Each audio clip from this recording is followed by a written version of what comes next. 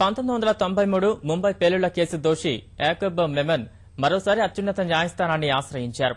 మరణశిక్ష నుంచి మినహాయింపు ఇవ్వాలని చేసిన అభ్యర్థనను సుప్రీంకోర్టు తోసిపుచ్చగా ఇప్పుడు శిక్ష అమలును నిలిపివేయాలంటూ సుప్రీంకోర్టుకు విజ్ఞప్తి చేశారు.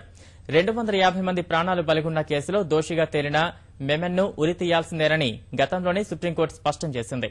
అందుకు అనుగుణంగా ఈ నెల 30న ఉదయం 7 గంటలకు యాకూబ్ను ఉరితీసేందుకు మహారాష్ట హోంశాఖ నాగ్పూర్ కారాగారం అధికారులు ఏర్పాట్లు చేస్తున్నారు.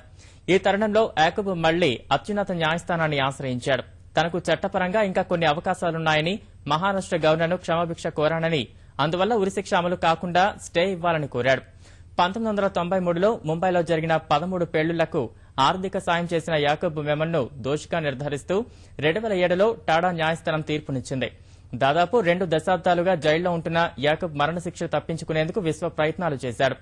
టాడా కోర్టు తీర్పును, శిక్షను సవాల్ చేస్తూ అతడు వేసిన వ్యాజ్యాల్ని సర్వోన్నత న్యాయస్థానం తిరస్కరించింది. క్షమాభిక్ష ప్రసాదించాలంటూ యాకూబ్ చేసిన అభ్యర్థనను 2014 మేలో రాష్ట్రపతి సైతం తోసిపుచ్చారు. ఈ కేసులో దోషులైన యాకూబ్ సోదరుడు ఇమ్రాన్, దావూద్ ఇబ్రహీం పరారీలో ఉండగా యాకూబ్కు ఉరి ఖాయమని స్పష్టమవుతోంది.